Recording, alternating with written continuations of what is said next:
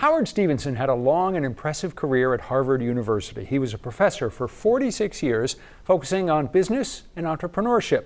His work and wisdom is the subject of a book called Howard's Gift, written by a student he mentored. But it wasn't his time at school that made 207's Peggy Kaiser want to go meet him. She joins us now to explain. Well, Rob and Amanda, Howard Stevenson now splits his time between Newry, the town where Sunday River Ski Area is located, and Cambridge, Massachusetts. When he is in Maine, he sheds his academic life and instead puts on his engineer hat. I grew up in a small house with a Christmas train, but A, there wasn't room to put it out and leave it out, and B, my mother was a pack rat. So when she died, I went to empty the house, and there were all my trains in virgin boxes. Howard Stevenson brought those train cars and tracks back home. Eventually, with a little more time on his hands, he began pulling those train cars out of their boxes and experimenting with train sets and tracks. His childhood love of trains was rekindled, and his passion was back on track. Then I took my wife to the train store, and the world's largest is Charles Row in Malden, Mass. And she came back and said, I found the train I went to camp on. Turns out that particular car wouldn't run on the track that Howard had already begun to build. So she suggested he build a new one. Like any good husband, I do what she says. That one car laid the foundation for what would eventually look like this.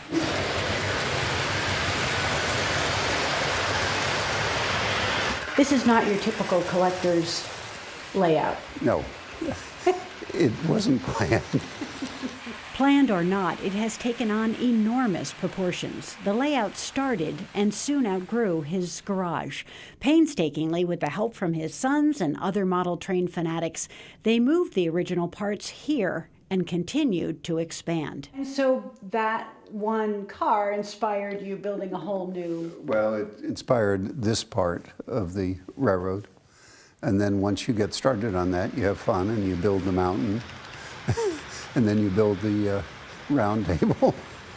And then you build this lumber yard, and then you build the campground. And well, no, you build. Not everybody takes it to this length. But oh, not everybody's obsessive compulsive. Howard estimates that the train tracks and surrounding settings now take up nearly 400 square feet. It all gets built from materials like foam and plaster cloth, the stuff that's used to mend a broken arm. Rocks are made from lightweight material and then hand-painted.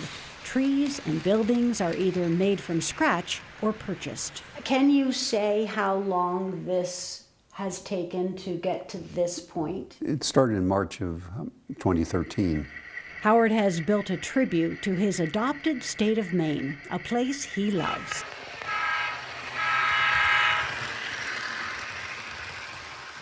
That was the attempt, saying let's give honor to each of the kinds of things that we've enjoyed in Maine. So seaside, camping, little villages, bigger towns. The more you look, the more you see. Lighthouses that light up, blinking billboards. A gondola going up the mountainside. Bikers parked at the diner. The harbor full of boats, all built by Howard. The tracks are really what determines sort of the layout. And then you're looking for ways to tell the story with the people and the buildings and the animals and that stuff.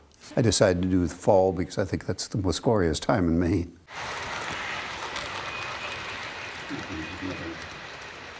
You're telling a story through all of this. You've poured this extraordinary amount of time and talent and treasure into this. Not so much treasure, actually. Not so much treasure. It's less than a car. A new car, but... No kidding. That his kids and grandchildren delight in the train room almost as much as he does brings him great joy. 8 trains can run at once, and as you gaze at the extraordinary detail of what is going on, you see a wedding in the chapel and a car wash across the street, people in the gazebo, pumpkins in the pumpkin patch, folks from the mill on their lunch break, and even tiny, individual corn stalks in the field. So you tell quite a bit of a story inside of a small space. Tell me what it is about this that has drawn you to pour your heart and soul into it? I've written a fair number of books, and this I view as a visual book. You're telling a story, and so if you look around, you'll see the people camping, you'll see the deer hunters, you'll see the people hiking. So it's a way of telling a story that is very different than writing a book.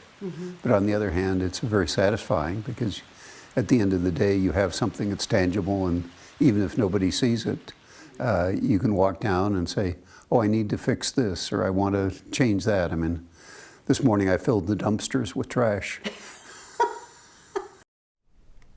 Now, Howard says the best place to buy train cars and tracks is on eBay because plenty of parents cannot wait to get that stuff out of the house when the kids leave the nest. And that's how he's acquired quite a bit of that massive collection.